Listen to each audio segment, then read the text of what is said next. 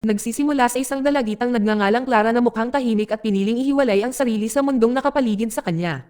Naghahanap ng sandali ng katahimikan, umakyat siya sa bubungan ng kanyang bahay at tahimik na naninigarilyo, itinago ito sa kanyang ina, na mahigpit na nagbabawal sa kanya na gawin ito. Nakatira si Clara kasama ang kanyang ina na si Lawrence, isang babaeng nagpapatakbo ng isang maliit na negosyo ng labahan at namamahala rin ng isang maliit na motel. Nang araw ding iyon, isang lalaking nagngangalang Danny ang dumating sa motel. Sandaling nagkita ang landas nila ni Clara nang salubungin niya si Lawrence. Nakapag-book na ng kwarto si Danny at dumating siya para bayaran ang deposito para sa unang buwan. Tinanggap ni Lawrence ang bayad ng may pasasalamat at inalok pa siya nito ng karagdagang trabaho kung kailangan niya ng karagdagang kita. Hindi nagtagal ay nabunyag na si Danny ay isang dating bilanggo na kakalaya lang sa parol. Kinakailangan siyang magsuot ng electronic ankle monitor na sumusubaybay sa kanyang mga galaw ng malayuan. Araw-araw mula alas 7 ng gabi hanggang alas 8 ng umaga, dapat siyang manatiling malapit sa isang router na konektado sa aparato. Gumagana ito tulad ng isang modernong anyo ng pagkakakulong. Anumang paglabag ay magbabalik sa kanya ng diretsyo sa bilangguan. Binalaan din si Danny na kung tatanggap siya ng bagong trabaho, dapat niya itong iulat upang maisaayos ang schedule ng pagsubaybay. Nang gabing iyon, naghapunan si Clara kasama si Lawrence at binanggit si Danny na mausisa tungkol sa lalaking kakalabas lang sa bilangguan. Iniisip niya kung kilala ni Danny ang kanyang ama, ngunit nagdududa si Lawrence. Malinaw na nami-miss ni Clara ang kanyang ama na ilang taon nang nakakulong. Tuwing hinihiling ni Clara na bisitahin siya, tumatanggi si Lawrence at sa halip ay hinihikayat niya itong sumulat ng mga liham. Tiniyak niya kay Clara na huwag masyadong mag-alala at iginiit na malapit ng palalayain ang kanyang ama. Habang nananatili ang mga tanong na walang kasagutan at ang tahimik na tensyon ay bumabalot sa motel. Pagkatapos ng hapunan si Clara ay nakipagkita sa kanyang kaibigan. Casual silang nag-usap ng ilang sandali at mapang-asar na humingi sa kanya ng tabako si Clara, at mapaglarong nag-alok ng halik bilang ganti, kahit na malinaw na hindi niya ito seryosohin. Si Danny na nakakita sa kanila, sa hindi niya maipaliwanag na dahilan, binagabag siya ng tanawin, pumupukaw ng mga emosyong nahihirapan siyang pigilan. Kinabukasan, nilapitan ni Clara si Danny at humingi ng sigarilyo, ngunit tumanggi ito, dahil itinuturing niya itong parang isang bata lamang. Di nagtagal, hiniling ni Lawrence kay Danny na ayusin ang isang tagas sa isa sa mga silid ng motel.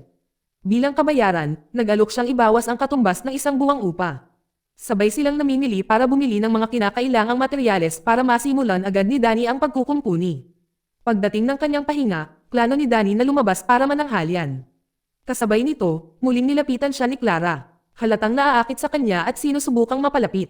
Kahit ayaw ni Danny sa mga bata, nagawa pa rin siyang patahanan ni Clara. Sinabi niyang nagugutom na siya at hiniling niya rito na isama siya sa tanghalian dahil wala ang kanyang ina. Habang kumakain, isiniwalat ni Clara na alam na niya ang nakaraan ni Danny bilang isang dating bilanggo. Ibinahagi rin niya na ang kanyang ama ay nasa bilangguan pa rin at pinagbabawalan siya ng kanyang ina na bisitahin ito. Ipinaliwanag ni Danny na maraming bilanggo ang tumatangging bisitahin ng kanilang mga pamilya sa iba't ibang dahilan at hinihiling kay Clara na subukang unawain ito.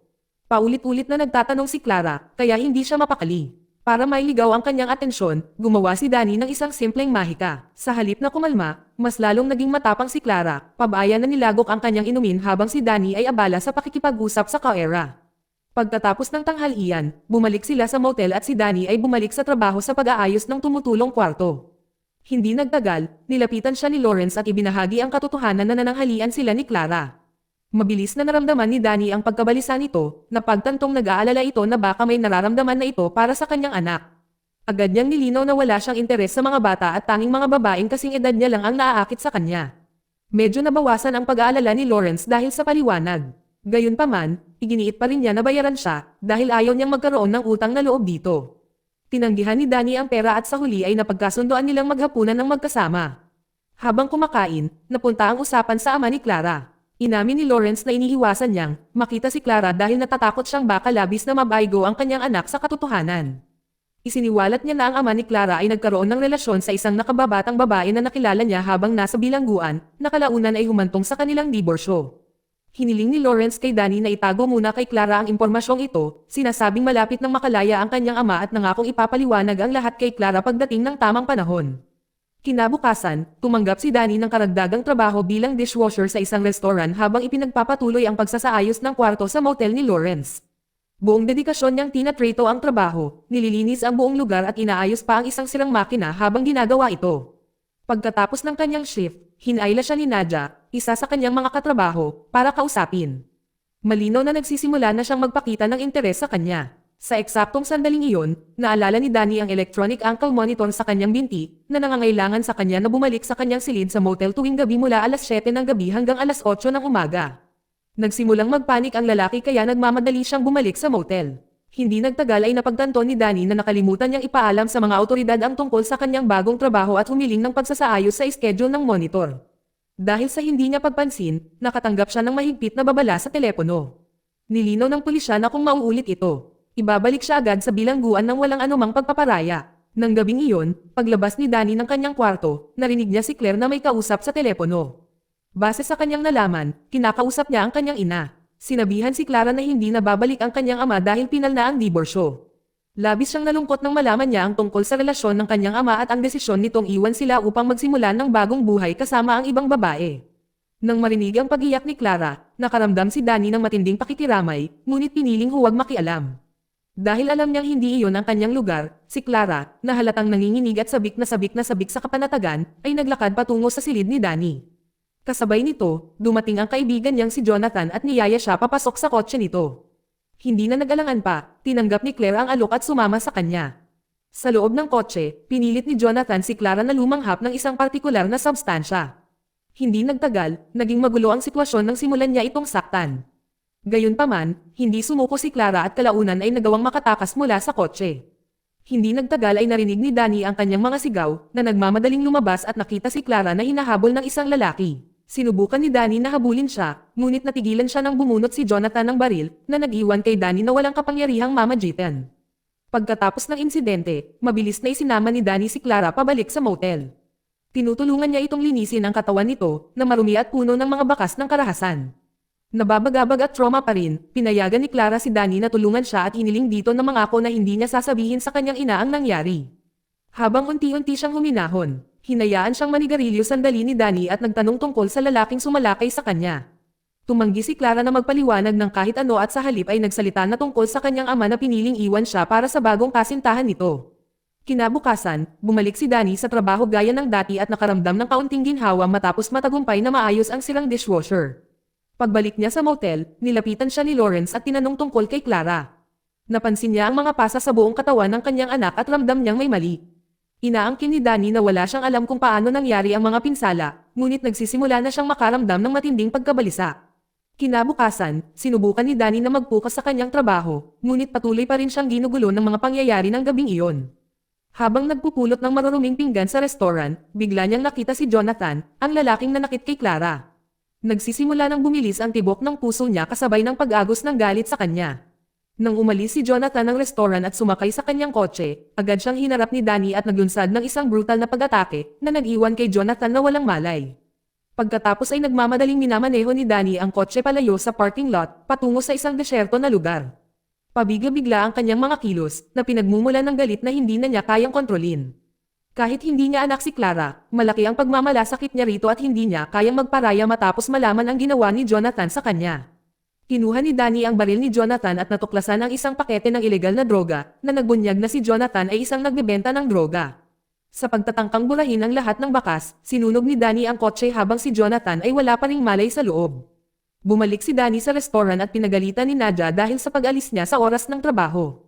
Sa kabila ng kanyang pagkadismaya, nagpakita pa rin ng pag-aalala si Nadia sa pamamagitan ng pagbibigay kay Danny ng pagkain para sa tanghalian. Nanginginig pa rin sa kanyang mga padalos-dalos na ikinilos, itinago ni Danny ang baril ni Jonathan sa loob ng lababo. Nang gabing iyon, hinarap ni Lawrence si Danny tungkol sa pagkamatay ng isang lalaking natagpo ang sunog sa loob ng kanyang sasakyan. Isang pulis ang bumisita lang sa motel at naghinala kay Danny dahil sa nakaraan nito bilang isang dating bilanggo. Sa hindi inaasahang pagkakataon, inamin ni Danny ang lahat kay Lawrence.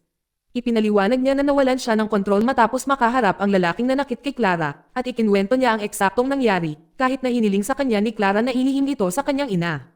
Natigilan si Lawrence nang sa wakas ay napagtanto niya ang pinagdaanan ng kanyang anak. Dahil sa labis na emosyon, nagwala siya at inutusan si Danny na umalis. Sinubukan ni Danny na pagkalmayan siya at humingi ng tawad dahil mas lalo pa niyang pinalala ang sitwasyon. Sa kabila ng pagsisikap na ipagpatuloy ang kanyang buhay pagkatapos, hindi niya matatakasan ang mabigat na pasanin ng pagpatay na kanyang nagawa. Kinabukasan, dumating si Clara sa lugar ng trabaho ni Danny. Nag-aalala siya tungkol sa kanyang kalusugan at humihingi ng tulong dito na magpa-HIV test gamit ang kit na binili niya mismo. Pagkatapos kumuha ng sample ng dugo, kinakabahang hinintay ni Clara ang resulta. Nang sa wakas ay negatibo ang naging resulta, nakaramdam siya ng ginhawa at niyakap siya ni Danny para pakalmayan. Nang mga sumunod na araw, nakitang kumakain ng tanghalian si Danny kasama si Nadja sa restoran at tila lalong lumalalim ang kanilang relasyon. Kasabay nito, patuloy niyang sinusuportahan sina Clara at Lawrence, batid na dumaranas sila ng mahirap na panahon matapos ang napakaraming masasakit na pangyayari sa maikling panahon. Di nagtagal, tinunton siya ng lalaking nakasaksi sa pagsunog ni Danny sa kotse, kasama ang dalawa pang iba. Hinihiling nila kay Danny na ibalik ang mga droga na nasa loob ng nasunog na sasakyan. Sinabi sa kanila ni Danny na sinira ang mga droga kasama ng kotse. Inatake siya ng mga lalaki, ngunit nagawa ni Danny na lumaban at pilitin silang tumakas. Pagkatapos ng trabaho ng araw na iyon, napagtanto ni Danny na malayo pa sa katapusan ang panganib. Nilagyan niya ng mga bala ang baril at inilipat ito sa isang bagong taguan. Nang gabing iyon, lumapit sa kanya si Clara upang ibuhos ang kanyang nararamdaman. Ginagawa ni Danny ang lahat para magbigay ng emosyonal na suporta, batid niyang labis pa rin itong nanginginig. Sa kalagitnaan ng kanilang sandali, naramdaman ni Danny na may mali at hinimok si Clara na bumalik sa loob ng motel. Ilang sandali pa, biglang sumulpat ang dalawang lalaking nakamaskara na may dalang mga armas at nagpaputok sa kanilang direksyon. Sinabihan ni Danny si Clara na magtago habang hinihila niya palayo ang mga sumalakay, kinukuha ang kanyang baril, at nagawang mabaril ang isa sa kanila. Nagpatuloy ang laban sa malapitang distansya hanggang sa makuha ni Danny ang kalamangan. Nang papatayin na niya sana ang kanyang kalaban, sumugod si Clara at pinigilan ito. Pagkatapos, tumakbo si Danny at nagpas siyang umalis na ng tuluyan sa motel. Sinira niya ang electronic angle monitor sa kanyang binti para hindi siya masubaybayan ng mga pulis. Habang tumatakbo, nakasalubong niya si Lawrence, na nagsabing sumakay siya sa kotse nito. Pinili niyang tulungan itong makatakas dahil naniniwala siyang hindi masamang tao si Danny, kahit na mali ang mga ginawa nito. Ayaw ni Lawrence na bumalik sa bilangguan si Danny kahit alam niyang nagiging wala na sa kontrol ang lahat dahil sinusubukan niyang protektahan ang anak nito. Magkasama silang naglakbay patungo sa isang liblib na lugar kung saan sila kalaunan ay naghiwalay ng landas. Sa wakas ay nakilala ni Clara ang kanyang ama na muling nag-asawa. Sa sandaling iyon, natututo si Clara na tanggapin ang realidad at harapin ang mga pagbabagong hindi niya maiiwasan sa kanyang buhay. Naunawaan niya ang mga pagpili ng kanyang ama at napagtanto na mahal pa rin siya nito kahit hindi na sila maaaring magsama-sama bilang isang pamilya. Dito nagtatapos ang kwento. Salamat sa panonood, kaibigan.